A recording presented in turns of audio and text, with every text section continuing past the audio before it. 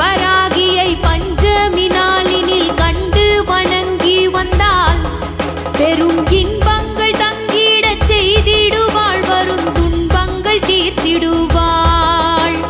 சிங்கத்தின் மீதினில் வந்தருள் செய்திடும் சிந்துர வண்ணத்தினாள், அன்னை செங்கையில் சங்குடன் சக்கரம் கொண்டவள் விஷ்ணுவின் அம்சத்தினாள். பச்சை நிறத்தவள் இச்சை